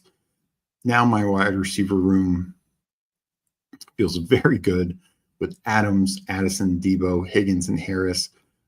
Adams should be there most weeks. So I have 4 guys here competing for one spot, essentially, because I do think that Bijan, Connor, they're going to carry most weeks. And Junkins and Scadaboo are just going to project for more points than most receivers if they're the starters that everyone kind of thinks that they are, even on bad teams. And if they're, it might be more inconsistent because they're in bad offenses, but that doesn't mean that they're not going to still be viable. And then when they are inconsistent, I will have my receiver depth. I talked about this a little in chat on some other podcasts. Like, people worry about the Giants offense, which is a worry. I do think in general it can be better, not great, but better with the better quarterback play, and hopefully Andrew Thomas is healthy. But the Giants had 35 inside the 5-yard carries last year. This was more than the Bears. I believe it was the same amount as the Cardinals, one less than the Texans. And, like, this is why they got scattered. One, Giants were very inefficient in those inside the 5-yard carries, and that could be absolutely his game. But, yes, it was on the lower third among teams. But the point being is, they had opportunities inside the 5. Had they had a quality running back, they could have gotten 8 to 10 touchdowns, rushing touchdowns. They just didn't have that. And that's the difference between James Conner, who had, again, the same number of opportunities from a team standpoint, and Scadbo and the Giants this year. So Austin Eckler, I'm coming a bit more around to Brian Robinson, or at least want some of them, but let's not forget, in just 12 games last year, Eckler had 700 plus yards, 4 touchdowns. I love that as a fifth running back option. And it was honestly less than 12 games, because he left that Bengals game, I believe, right before half or right after half. And I can't remember the other game he left early, but I believe it was kind of similar. Let me catch up on chat.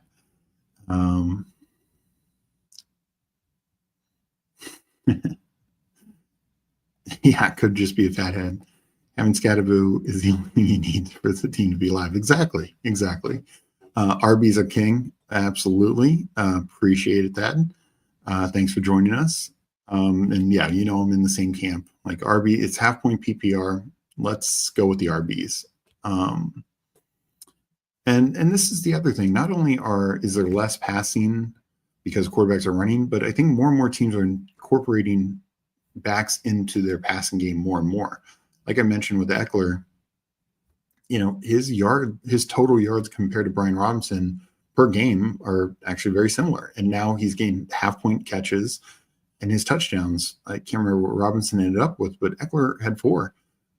Easily with that usage could have been 6 or 7, and they both missed some time, so it's hard to give like a complete one-for-one comparison, but I love the discount you get on Eckler versus Brian Robinson still. So this is the one issue of Superflex. Its tight end just dries up. And I maybe waited a little too long, but I will start with Strange and hopefully save my tight end room from there. Probably going definitely 3 with this, with the way we're looking at now. So I have one team with Goff, Flacco, Shador, Gabriel, quarterback. My RBs are Barkley, Henry, Jacobs. Yeah. So, and that's, you do have 2 likely starting quarterbacks. I will say the Browns, there's at least a chance that Kenny Pickett could have some starts. So there's some risk there.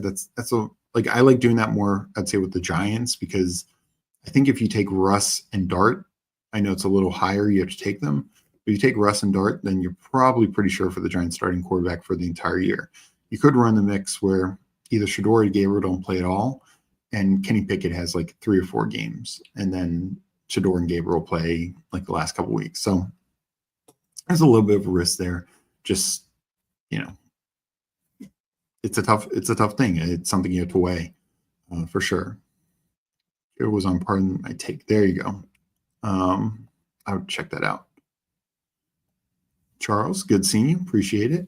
Doing well. Doing second draft. Did a Pitbull earlier. This is a super flex. Tight ends are going way faster than I hoped.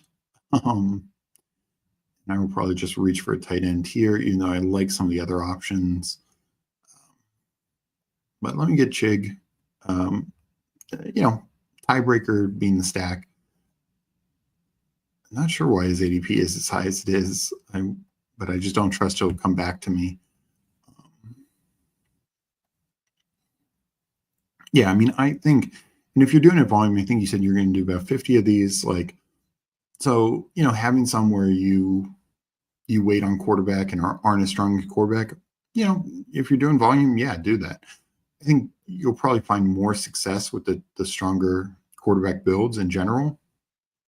But if you're doing enough volume, mix it up. It's the same as, regular drafts. Like do some zero RB, do some hero RB, do some hyper fragile. Mix it up because any build done right can be successful, and sometimes it then puts you in a position to get the right combo of guys at the right time.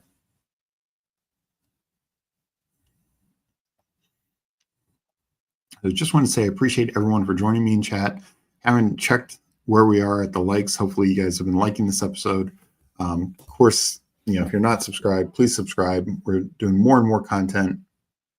As I mentioned tonight, I'm going to be, after this, I'm going to be going on PPR Tyler's channel. I will drop a link in chat before I'm done.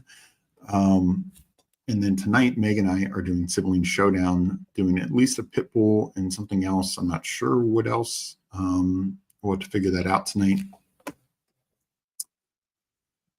I will go Michael Wilson. The Cardinals are probably the team that should invest in like Keenan Allen or Amari Cooper. But if they don't, Michael Wilson will be out there basically every snap.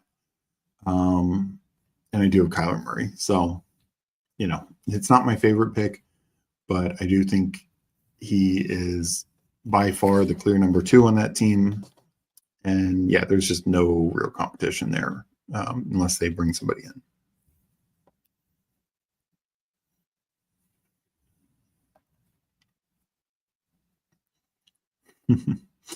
Yeah, well, no. I also know maybe you were with the California fear. I understand why you jumped at all of them. Yeah, the Pitbull, it's filling at a good rate. I think they're pretty happy with it. Probably be filled, Monday, Tuesday, something like that. Also depends. I think for sure they're dropping something tomorrow. Last year they dropped I believe it was like the Pomeranian 2 or Pomeranian 3, and it was only like a 4 max maybe. For the $4, really went into the July 4th theme. And the year before, I believe the Chihuahua. 2 years ago, I think they did a Pomeranian. Actually, I think they ended up doing 2 Pomeranians 4th of July weekend because the first one filled so fast. So we'll see if they drop something like that. Okay, after I make my pick, I will go back to chat. Definitely a few options here. Let me see where we're at running backs.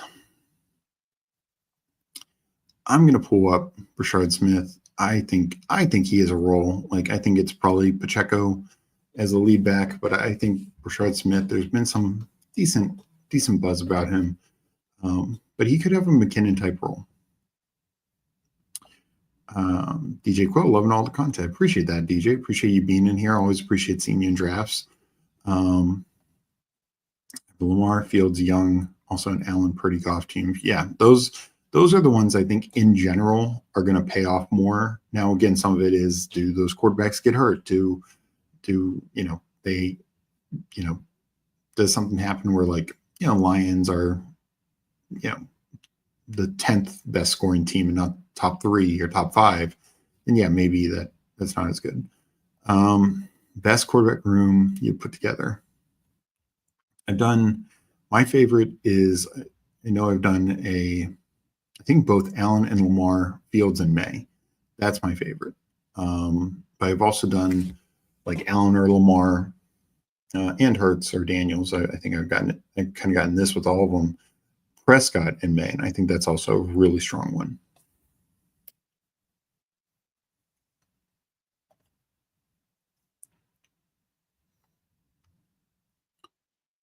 So let's go to tight end.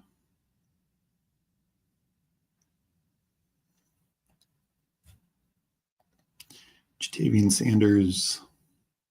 So as we're finishing up, I am going to just stop at these 2 drafts. I'll talk a little bit more since I do have a little time. This draft went a little faster than I thought it would with the 20 rounds.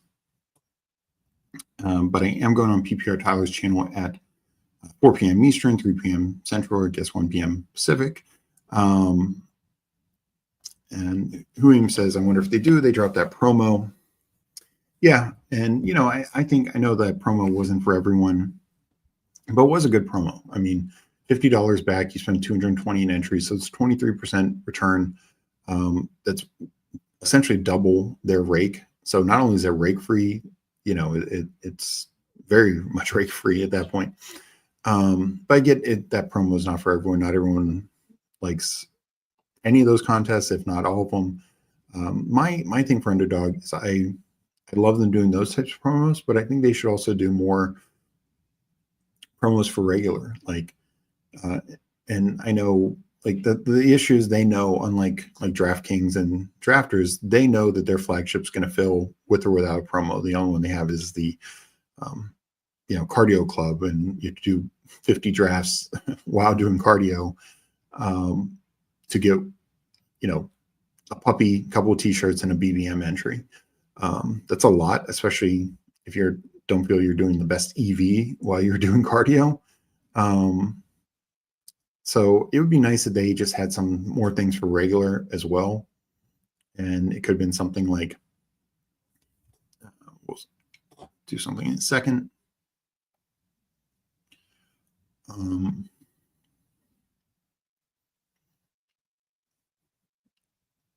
As we make this last pick, I could go my guy Tyler Lockett for another stack. 2-2 for just another piece of that game. I'm going to go my favorite guy in this mix, and that's MVS. That would be my third week 8 buy, but I don't generally worry about that too much on Superflex. And I got Tyler Lockett, so I was too late. So I messed up there, but I don't mind Lockett, especially with Cam Ward. And yeah, Hardman also says, yeah, it was also the issue with it ending Friday. Like, you couldn't do it slow, but it's very quick on a holiday weekend to have to do 16 drafts. And so for the people who really only like to do fast drafts, that's a lot of time, and not all of them have 20-second clocks or fill quickly. So I think that's the issue. But yeah, it would be nice if they did something like over a weekend or something, like do 5 BBMs and get $10 back or something like that, or next time they drop a puppy, do 20 puppies this week and do it over a whole week and get, $10 back, whatever the case may be. So I hope going forward they do more promos for all sorts of contests. But I don't think, at the same time, I don't think there's anything wrong with the promo that they did do, because it is absolutely good value. Got our guy Emo Tyler in chat. Hey, how's it going? Always good seeing you. Got Kelly in chat. Happy long weekend. Yes. Hopefully you're doing well, Kelly. Enjoying your drafts. Was it tough to choose from the 70% of the teams where you got Allen, Lamar, or Daniels? Wasn't that high, but I will say I am above the field. I think I'm over 9% on all the elites. Now, some of that is I need some slow drafts to complete. Oh, I do know I have a decent chunk of definitely Burrow. Like Burrow, I'm going to end up over 15% on, I think, because I'm taking them almost every time at 5. If the first 4 quarterbacks go off the board, I'm taking them at 6, sometimes at 7. Yeah, this is the one who Hames and I did together. That was pretty sick. Also, Hurts, Kyler, Nix. That's pretty damn good. Eddie, 6 quarterbacks in this one, Superflex. I don't know if I've done 6. I've definitely done 5 multiple times, but especially if you're doing it where you're just tacking on guys at the end. Like I mentioned before, any backup can be viable if you get lucky and it's either handcuffs, so you're ensuring you have a whole team, or you just hit a couple of guys who end up playing. It can pay off. Jackson May Love. Yeah, that's a good build. Love back in the 4th, or pull them up. Both are fun. Promos for sure, us broke people. Yeah, I just think it'd be good if they did more stuff. And I think they've done 2 rounds of 25% deposit bonuses. Now, FK, I don't think the first one you could get 250, if I remember right, because I did have access to that one. I didn't get it this last time. And I did deposit I thought I deposited up to the max to get the max bonus. And so, I think this is the other issue is those deposit bonuses are not for everyone. If they were for everyone, I completely agree. And maybe it's a state issue because I've heard like nobody in Texas, nobody in Pennsylvania has gotten those yet, and probably a few other states.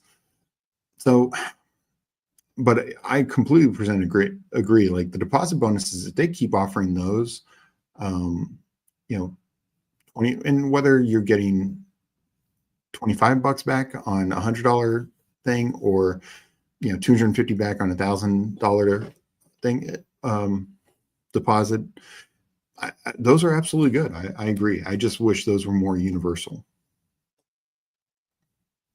Pros from Norm Star would be cool, but they feel so quick, they doubt. Yeah, and that's the thing. And it would almost have to be like I said, for like BBM and Puppy, and they know they don't need to do it for those. But it's just like do these and you'll get $10. And it's not going to be the same rate. Like the other marathon and sprint, when they did those bonuses, those were, one you did $105, got $25 back. I think the other was $140 and you got 25 back. Like both were, again, very good, like 20% or more. So I imagine if they did do it for regular, you wouldn't get your money back. It would be like spend $100, get $10 back. Essentially make it a little rake free, something like that. But I agree. Like I'm glad they're doing bonuses. I think the other issue is because they changed the Gladiator program and made it so high stakes. One of the things that they said was we'll be offering weekly and monthly bonuses. They haven't necessarily offered it every single week, which is interesting, but these bonuses aren't applying to everyone. If you're in a state and you haven't gotten a deposit bonus and you don't play a lot of these other contests, then you really haven't gotten much with the Gladiator program changing as considerably as it did. I'm not complaining. I just think they should try and find a way to spread it out for everyone to have some access to. Week 17 correlation. Oh, that makes sense for I think you said Jackson and Love type build.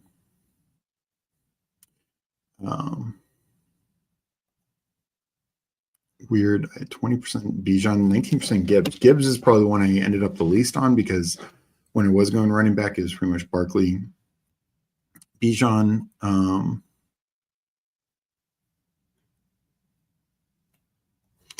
yeah, and I think the biggest thing was the time. If they did it over a week, I think more people would easily be able to find the time to do 16 drafts. But they are very different. So particularly if you're doing them all fast, I'm doing almost all of them slow. So I'm not and I do like all the contests. So, for me, it's a great sort of bonus, but I get it. And if you're doing them all fast, like to go from a mindset of doing 4 weekly winners, then doing 4 sprinter marathon, then doing 4 eliminator, like they're just very different styles. Oh, you did? Okay, that's interesting. Oh, okay. Good to know. I know some people, I think Candyman has said that he's not gotten a bonus, and some other people. So,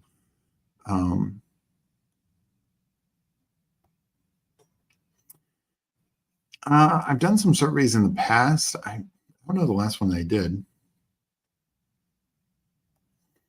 Yeah, and I think that's the thing is not many people are probably doing it.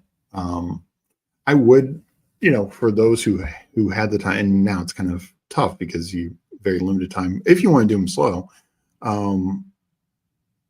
obviously you still have time to enter. But what I will say is, if you do have the time to do it, it is a good bonus, and it is, worth it because you could look at it from a perspective of, say, you don't like weekly winners, or say you don't like eliminator because it's so pod luck heavy.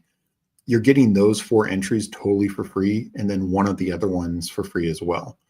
Not a bad way to look at it. And then you're having equity in sprint and marathon. I know a lot of people complain about sprint and marathon. For me, I think those are some of the best ROI contests that Underdog has. And and rewards good drafting. So, and are the most closely aligned to the regular. Your rankings are going to be very similar. You can use very similar rankings and very similar process. We have different rankings for sprint and marathon, and I think there are some caveats to them, but they're much more on par with regular. If you're good, if you enjoy drafting regular and feel you're good at it, you're probably going to do well in those. Like the eliminator and weekly winners are very different in that regard. So you do have to change your mindset. Like a guy like Chris Godwin, I'm not really taking an eliminator. But in weekly winners, I love him because his upside is massive in the Buccaneers offense. So it's that kind of stuff.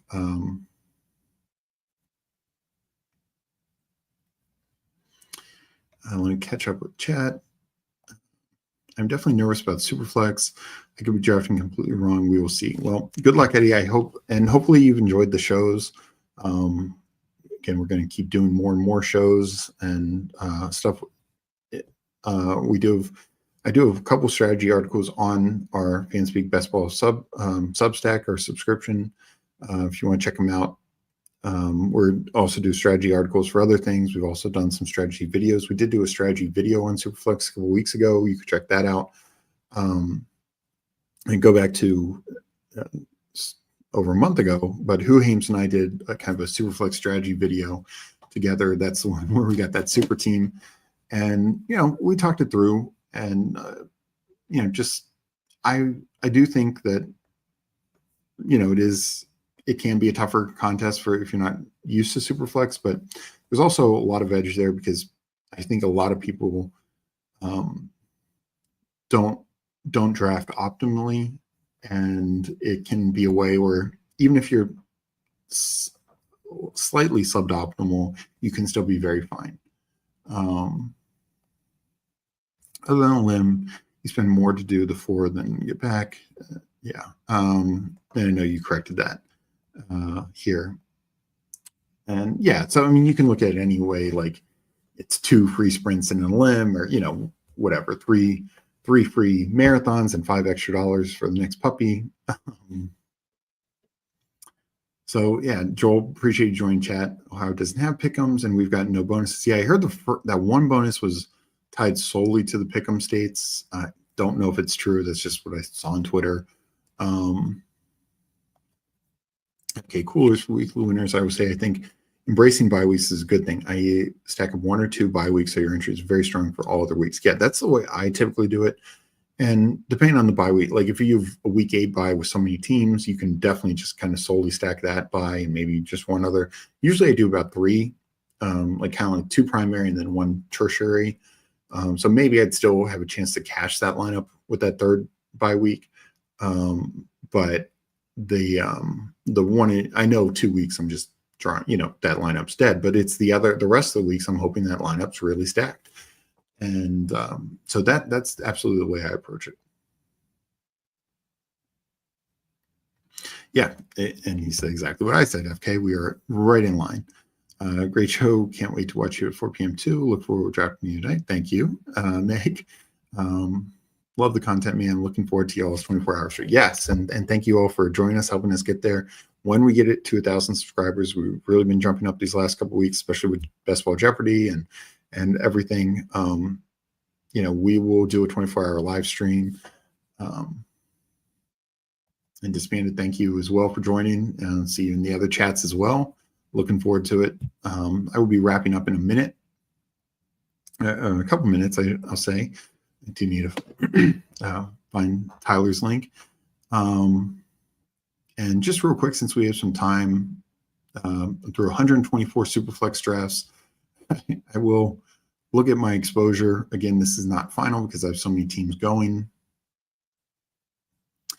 And I did absolutely luck out with early quarterbacks. But just in general, you see, because I'm taking so many quarterbacks, all my exposure numbers are high. Tyler Shuck is now moved to be my number 1 Superflex quarterback, just because he's the latest starter that I feel you can get. But Drake May, Brock Purdy, Darnold, Mayfield, Dak, But in terms of the elites, Burrow at 13.7%. I know I got like 4 or 5 in my slows of Burrow. That's why I think he'll be around 15. Lamar, 13.7. That's moved up. Let's see. Hertz, 9.7. Allen, 8.9. So he slid a little bit, and Daniels, 8.1. So yeah, I need to get Daniels a couple more times to get my I think I have a couple, maybe 2 Daniels in the slows. Of course, across the board, Scatterboo is my number 1, Caleb Johnson number 2, but Kamara 25%. Among some of the elite running backs, Taylor 16.9%. Let's see, Barkley 12.9%, McCaffrey 12.9%, Jacobs 12.1%. So I'm getting these guys above the field. And that's because I do prioritize running back over receivers. Jermaine Gibbs, I'm up at 8.9. I just took Bijan. Did I miss him? A chain, 7.3. Where's Bijan?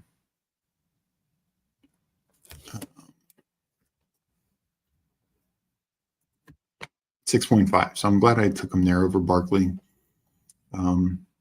Receivers where I'm going to be very different than most people. I'm going to have like 0 of some of the top guys. It's just the way that it's going to be. It's a risky bet, but I'm also betting that guys like Devontae Adams, who I'm high on, guys like T. Higgins, 12.9. Since I'm only needing to start 2 of them, combining them with more spike week guys, the Darnell Mooney's, the Keon Coleman, Cedric Tillman's, Alec Pierce, MVS, etc. Combine them with all these types of guys that I can compete with some of the elite receivers while dominating those other positions like I talked about earlier. Is there some risk here? Absolutely. It's just most times, you look at the top 5 running backs, top 10 running backs, typically around RB 15 is when the receiver starts to take over just because there's more of them. But that's the way I look at it and have built out. And you'll see, like, I don't even know where Chase is. I think I got like 2%. Jefferson 2.4%. London 2.4%. So yeah, I'm taking a risk. Chase, one time. I thought I had him twice. Maybe in a slow. Neighbors 1 time. Brian Thomas 1 time. There is no doubt there's some risk there. I just feel, given the build, I can catch up. And then tight ends, I'm typically waiting. Don't have much of any of the elites. I mean, they'd be at Bowers once, Laporta once, McBride twice. I think I might have another slow with McBride, Kittle a few more times, but it is absolutely not a priority.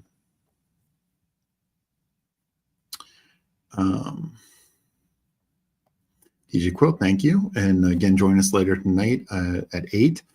And I will be dropping PPR Tyler's link in a second.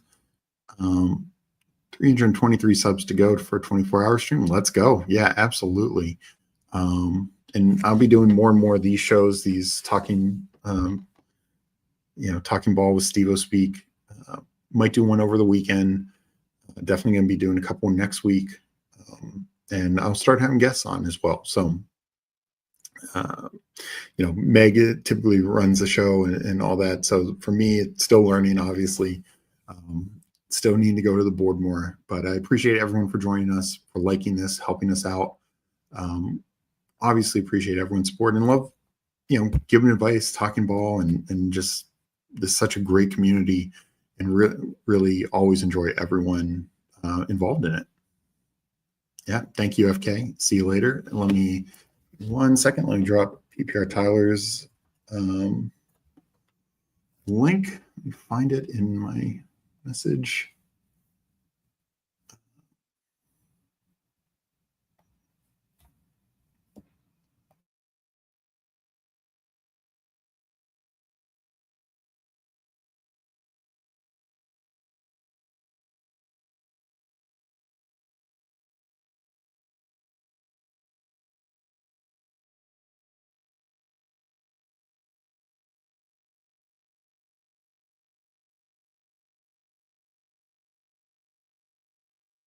One second. Sorry, my email's not loading right. Give me a second. But again, thank you everyone for joining us. PPR Tyler.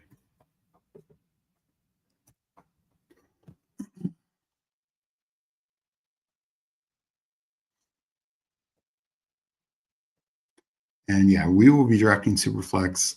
It should be a fun video because we do have some different opinions on it, but we both really love the format. But I expect us to have a really good time talking ball and drafting. Let me drop it in the chat here.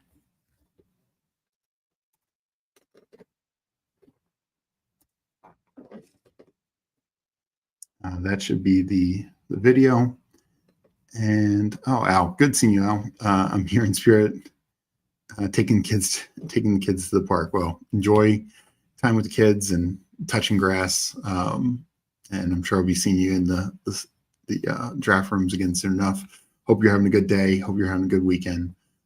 I'm going to be ending the show here, but thank you again for everyone and just those who are on YouTube, or I'm sorry, those who are watching on Twitter. Feel free to pop over on YouTube, give us that like, leave a comment after the show. That helps out a lot of as well, whether you YouTube now or not. Appreciate any comments after the show. I know that helps the algorithm. So I just want to say that, and thank you again for everyone. I'll see you guys on Tyler's stream in about half an hour, and then with Meg later tonight.